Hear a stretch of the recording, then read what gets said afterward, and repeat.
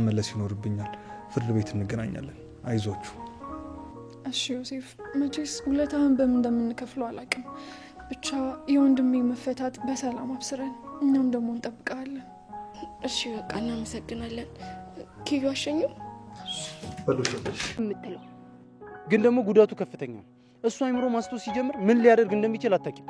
እሱ መቼም ቢሆን አያስታውስም። እኔ እንደፈለግኩ አድርጌ አሳምኜ ቁጭ አድርጓለሁ። አሁን በቃ እንሂድ። አሁንም እልሻለሁ እንዲህ ማድረግሽ ይበልጡኑ የጥርጣሬ አይን ውስጥ እየከተተሽ ነው ቤቲ። ዝም በልና እኔ የምለውን ብቻ አድርግ። አላስፈላጊ የሆነ ጥርጣሬ ታሳድርበት። እያየን ነው። ምንም አትናገር። ወደኛ እየመጣ ነው። አሁን እሺ ምን ልለው ነው? ይኸውልሽ አስቢበትሽ። እኔ ግን ይኸውልሽ የድራማ ሻከራ አይደለም። አንተ ዝም በል። እኔ ራሴ ሁሉንም ነገር አደርጋለሁ። አማንዬ መጣ። ሰላም ሰላም፣ እንዴት ናችሁ? ውድ የኢንፎ ሃውስ ዩቲዩብ ቻናል ተከታዮች በያላችሁበት ሰላማችሁ ይብዛ።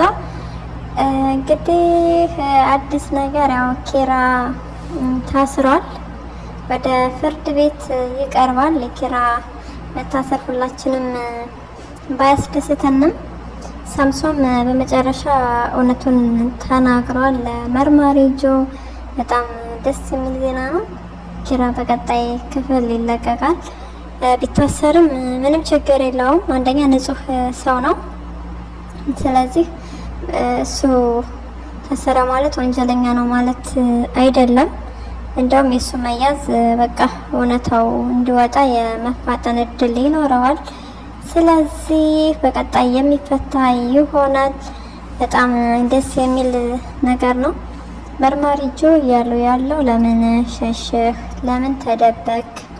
እውነትና ሀቅ ካለህ አቶ በላይን አንተ ካልገደልክ ማን ሊገድላቸው ይችላልና አሻራ ያንተ ነው ያለው እያለ ነው የሚገኘው ማለት ነው። ሳምሶን ከዚህ በኋላ ኪራ ጋር ጸብ የለውም። ምንም እንኳን እዛ ጋር ቢያግቱት እንዳይወጣ ምናምን ቢከለክሉትም ያው እነሱን ለማገዝ ሲል አማን ወቅቶታል።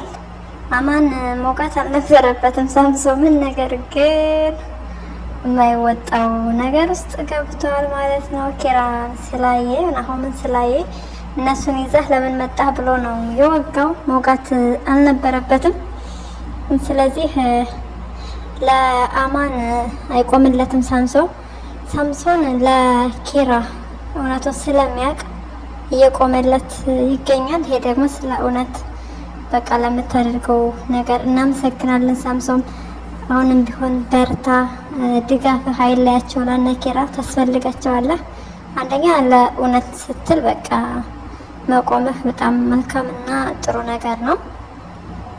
ምንም እንኳን እዛ ጋር ቢያስሩትም ወደው አይደለም፣ እነሱም ያግዘናል ብለው ስላሰቡ እንጂ ከክፋት አንጻር አይደለም። እንግዲህ አማን ደግሞ ጽን ፈልጎ ነበረ። ጽ አልሄደችም። ነገሩ ካለፈ በኋላ ነው ጽናት ያወቀችው። አማን እና ኪራ በተገናኙ ሰዓት እንግዲህ አማን ማምለጥ ነበር የፈለገው። በዛ ሰዓት እንግዲህ ይዞ ደብድቦታል። ትንሽም ጉዳት ደርሶበት ሐኪም ቤት ገብቶ ያው ሐኪሞቹ እንዴት ነው ነገሩ አልገባንም። ራሱን ማስታወስ የማይችል ሰው ራሱን የሚያስታውስ ሰው እንዴት ነው አያስታውስም የምትሉት? ማስታወስ ይችላል። አውቆ ያላቀጠና ድራማ እየሰራ ነው። ይሄ ደግሞ ወደ እነ ቤቲ ቤት እንዲመለስ ረድቶታል። ቤቲና ሄኖክ እሱን የወሰዱት ማስታወስ አይችልም ስለተባለ አውቀው ለዛ ነው። እንግዲህ መርማሪ ጆም እያመነ ያለው እንደማያስታውስ ማስታወስ እንደማይችል ነው። እያስመሰለና እያላገጠ እንዳለ እስካሁን ማንም ሰው አያውቅም። በሚያሳዝን ሁኔታ በጣም ከባድ ነው። ያው ድራማውን እሱም እየሰራ ነው እና ቤቲ እንዳልኳቸው ለራሳቸው ሲሉ ነው እንግዲህ እሱን ቁጭ አድርገው ምንም አያስታውስም ምንም አያውቅም ብለው ለራሳቸው በብልጠት እየተጓዙ ያሉት። በዚህ ነገር ደግሞ ያው አማን ምን ማድረግ እንዳለበት የሚያስብበት ጊዜ ይኖራል። ከነሱ ስር ቁጭ ብሎ ማስታወስ አይችልም ብለው ስለሚያስቡ ከሱ ፊት እንደፈለጉ ነው የሚያወሩት፣ ነገሮችን ያስቀይሳሉ። ይሄ ደግሞ ለነሱ በጣም አደጋ ነው። እንግዲህ ቤቲ ምን ይውጥሽ ይሆን? ሻንጣሽን ብታዘጋጅ መልካም ነው። እንደ ሀሳብ መልካም የካርቸሉ ጊዜ እንዲሆንልሽ እንመኛለን። አንቺ በቃ መቼም ማትሻሽና በጣም ማትስተካከይ ሰው ነሽ። የክፋቱ ባላባት ስለሆንሽ አሁን የሚገባሽ ላንቺ ወደ እስር ቤት መግባትሽ ነው። ቤቲና ሄኖክ እንደተጋቡ አያውቅም ነበረ። ኪራ መርማሪው ነግሮታል። እንግዲህ በጣም ከባድና አስቸጋሪ ነገር ነው። እንግዲህ ከጋብቻቸው ጀርባ የሆነ ነገር ይኖራል። እሷን ነው እኔ የምጠራጠረው። ከሷ ውጭ ይህን የሚያደርግ ጠላት የለኝም እያለ ነው ኪራ። ነገር ግን መርማሪ ጆ ሊረዳው አልቻለም። ያው እንደነገርኳችሁ ኪራ ተደብቆ ስለነበረ ከጀርባ ሆኖ ጠላቶቹን መከታተል ነበር የፈለገው። ኪራ እየተናገረ ያለው ነገር ለመርማሪ ጆ አሳማኝ ነገር አይደለም። ነገር ግን ዞሮ ዞሮ እውነቱ ማውጣት አይቀርም። ቤቲ ተጠላው እንደነበረ አያውቅም። የሚያውቀው መርማሪ ጆ ተወደው እንደነበር ነው። ስለዚህ ተወደዋለች፣ እሱ ላይ ይሄን ያህል ክፋት አታደርግም ብሎ ነው የሚያስበው። ከጋብቻቸው ጀርባ እንግዲህ ለምን እንዴት እንደተጋቡ ምክንያቱም እሷን የሚያገባት ሰው የለም ብሏል ኪራ። እውነት ነው። ሄኖክ ወዷት አይደለም ያገባት። እዛው እርስ በርሳቸው ወንጀላቸውን ለመደባበቅና ለመሸፋፈን ሲሉ ብቻ ነው እንጂ ተፋቅረው አይደለም። አሁን ላይ ሄኖክ ይቀናል፣ ሚስቴ ይላል ምናምን፣ ግን ከልቡ አይደለም። በሚያሳዝን ሁኔታ አሁን አማን ጋር አማን ስትንከባከበው ምናምን በጣም እየቀና ነው። ልክ ፈልጓት አፍቅሯት እንዳገባት ሰው ሁሉ ቀለበት ስላሰረና በህጋዊ መንገድ አግብቶ ወረቀት ስለያዘ በጣም አስቸጋሪ ነው። ሚስቴ እያለ እያጫወተው ነው። እሷ ደግሞ ለአማን እንደማትወደው እንደዛ ስትናገር ሰምቷል። ከዚህ በኋላ ሄኖክ ምን ያደርግ ይሆን? ሄኖክ ያው በቀለኛ ነው። ኪያን ተበቅሏታል። ቤቲንስ ምን ያደርግ ይሆን? ከቤቲ ጋር መነካካት አልገባህም ምን ማለት እንደሆነ። ሄኖክ እንግዲህ መልካም የመበቃቀል ጊዜ እንደሆነልህ እንመኛለን። እንደ ኪያዝም አትልህም። ቤቲ በጣም እብድ ስለሆነች እዚህ ቀደም እነ ኪራ ጋር ብዙ ነገር አድርጋለች። ልጃቸውን አሳጥታቸዋለች። እንደዚሁም ኪራን ወጋው ብላ ኤደንን የኪዩን ጓደኛ ወቅታለች ሁሉ። በጣም ብዙ ተንኮል፣ በጣም ብዙ ሴራ ነው ስታሴር የነበረው። እብድ ሳትሆን ነበርኩ ባንተ ፍቅር ብላ ቤታቸው ገብታ ብቻ በጣም በቃ ብዙ ነገር ነበረ እዚህ ላይ ራሱ ታደርስ የነበረው። እንዲሁም የምትሳደበው ስድብ አላት፣ ወጥ ቀቃይ ምናምን እንደዛ ትላታለች ጽናትን። ነገር ግን ወጥ ለመቀቀል ለመስራትም ሙያ ይጠይቃል። ቤቲ አንቺም ትዳር ውስጥ ነሽ እንግዲህ ኩሽና ውስጥ ጉድ ስትይ እየታየሽ ነው። አንቺስ እንዴት አድርገሽ ነው ወጡን የምትቀቅዩ? ለንግግርሽ ትንሽ ልክ አልነበረውም። ወጥ መስራት ራሱን የቻለ ክብር እና ራሱን የቻለ ሙያ አለው። ወጥ መቀቀል እንግዲህ የምትችይው አንቺ ትሆኛለሽ። ልክ እንደ ማካሮና እና ፓስታ እንደዛ ይሆናላችሁ የምትቀቅዩና ግን በጣም ጎበዝ፣ በጣም ባለሙያ፣ በጣም ትሁት ሴት ናት። እንመሰክርላታለን። ነገር ግን እሷ የሰራችው ምግብ እየበላሽ የጠገብሽ አንቺ እሷን ትናገሪ ነበረ። አንቺም ወደ ትዳር ውስጥ ስለገባሽ እንግዲህ መልካም ወጥ የመቀቀል ጊዜ ይሆንልሽ ላንቺ። እንደዛ እንዲሆን እንመኝልሻለን። ባልሽ ሄኖክ በቀጣይ በጣም ነው የሚበቀልሽ። ምክንያቱም ስጦታ አይገዛልኝም እኔ እንደዛ አላደርግም ብለሽ እንደምትንቂውና እንደማትወጂው ነው ስታወሪ የሰማሽ። ይሄ ደግሞ ለአማን ትልቅ ነገር ነው። እንግዲህ ምንም ማድረግ አይቻልም። አማን አንቺና ሄኖክን ለማጣላት የማያደርገው ነገር የለም። አንቺና ሄኖክ በተጣላችሁለት ቁጥር እሱ በቃ ደስታው እጥፍ ነው የሚሆንለት። የእናንተን መለየት እንጂ እናንተን አንድ መሆን አይፈልግም። ምክንያቱም ደግሞ ያውቃል ለምንና እንዴት እንዳገባሽ በጣም ስለሚያውቅ ከባድ ነው የሚሆንብሽ። ፎቶአችሁን አውቆ ነበረ ያውቃል። ሁሉንም ነገር ግን እንደማያውቅ ሆኖ ሲያወራሽ አንቺ አምነሹ ነበረ። ምንም ማድረግ አይቻልም። አባባ በእውቀቱ ደግሞ ኒናን ያጽናኑበት መንገድ በጣም ደስ የሚል ነው። በጣም በቃ ትልቅ አባት አይጥፋ። ናቲንም አግኝተው እንግዲህ መልሰውታል። ራሱን ሊያጠፋ መኪና ውስጥ ለመግባት እያሰበ ነበረ። ነገር ግን የኒና ባል እንደሆነ አያውቅም አባባ በእውቀቱ።